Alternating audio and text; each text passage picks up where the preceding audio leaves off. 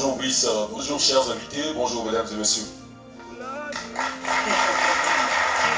Alors, monsieur Nyamekona, se faire laver. On est d'accord, bien sûr, sur le fait que ce n'est pas le pain quotidien pour l'entretien du corps. Non, mais se faire laver, pour cette compréhension, je vais dire, mystico-mystique. Oui. Qu'est-ce que ça veut dire? Oui, en fait, c'est une action par laquelle un individu se soumet à des rituels qui engagent sa foi dans l'intention d'obtenir quelque chose. Donc, il y a toujours un objectif à la fin. D'accord, oui, ça. Alors, qu'est-ce qui justifie justement le recours à cette pratique? Alors, plusieurs raisons peuvent expliquer le recours à cette pratique-là. D'abord, il y a l'intention de réussir un projet. Deuxièmement, il y a la volonté de se protéger contre une menace. Et troisièmement, il y a la volonté également, je veux dire, de pouvoir éjecter une situation désagréable dans sa vie.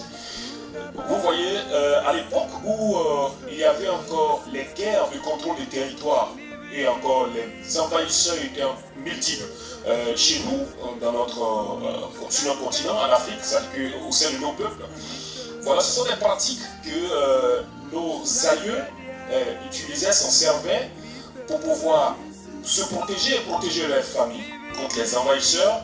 Cela permettait également à certains sujets de pouvoir obtenir certaines choses de leur maître.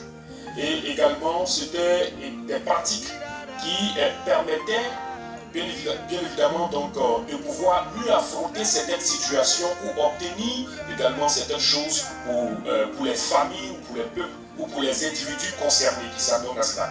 Donc voici un peu les raisons qui expliquent ces pratiques-là. Et cela a été pérennisé de génération en génération. C'est vrai que dans certaines familles ou bien chez certains peuples, ce sont des pratiques qui ont été brisées à un moment donné avec l'arrivée du christianisme et de l'islam en fait, au sein de notre continent. C'est clair. Mais voilà, c'est bien noté. Alors, certains pour ici disent qu'il faut se faire laver, réussir dans ses affaires.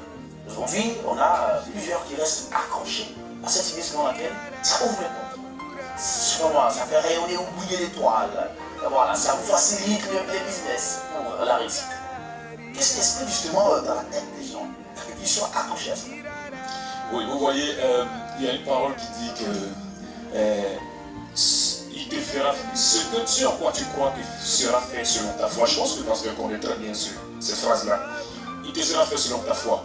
En fait, le truc c'est quoi? Ce qu'il faut comprendre, c'est que quand vous croyez en quelque chose, que ce soit bon ou mauvais, la façon dont vous croyez en la chose et le regard que vous portez sur la chose, c'est ce qui arrive dans votre vie.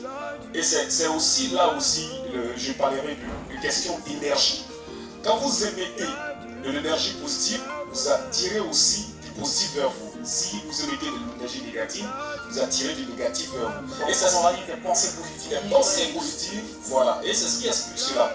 Plus vous croyez qu'en vous adonnant à ces pratiques, cela peut vous apporter quelque chose, eh bien, c'est possible parce que là, c'est votre foi qui est en jeu. C'est pourquoi très souvent, vous allez voir que les religieux, quand ils parlent, ils se concentrent plus sur la question de foi. Est-ce que tu crois ce que tu dis ou est-ce que tu crois ce que voilà. Et ça aussi, c'est ce qui peut expliquer cela. D'accord, donc, pour ceux qui veulent dans le travail réussir, ça peut expliquer que pour réussir, qu'ils croient, s'ils croient, on va faire le marché là. Pas seulement, parce qu'il est clair qu'on n'obtient rien sans action. Voilà, beaucoup de personnes disent je veux réussir, mais ne font rien pour réussir. Le truc est simple. Vous voyez, la nature obéit à des lois. C'est-à-dire quand vous voulez obtenir quelque chose, vous élaborez un plan. D'abord, vous définissez clairement ce que vous voulez. Ensuite, vous élaborez un plan et à partir de ce plan, vous mettez des actions. Vous menez des actions plutôt. Donc, si vous ne faites rien, vous n'aurez rien.